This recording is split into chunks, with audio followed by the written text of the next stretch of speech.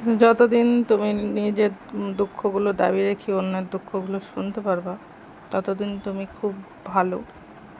এবং প্রত্যেকটা মানুষ তোমার কাছে দুঃখ বলবে, কিন্তু তোমার দুঃখটা শোনার মতো কেউ নাই। তুমি যখন তাদেরকে কাউকে বলতে যাবা, তো তাদের সবার মনে হবে যে তুমি নাকি অভিনয় করছো। মানে ওই মানুষটার কাছে সবার দুঃখটা দুঃখ, একমাত্র তোমার দুঃখটাই কোনো দুঃখ না। তো যে মানুষটা হাত ধরে এরকম বসবাস করা যায়, সেই মানুষটা যখন এরকম একটা কথা বলে, তো সব থেকে বেশি আঘাত তখনই মনে হয় যে এর থেকে দুঃখ মনে হয় আর কিছু হতেই পারে না। তো আমার অবস্থাও তাই, সেম। মানে আমি সবারটা শুনি, কিন্তু আমারটা শোনানোর মতো কেউ নাই।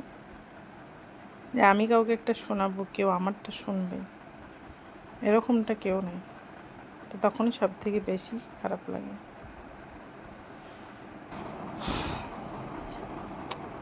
কি আর বলবো, যারা আমার মতো এতে আছো তারা তো সবাই জানোই যে তুমি সবাই শুনছো, কিন্তু তোমারটা কেউ শোনার নাই।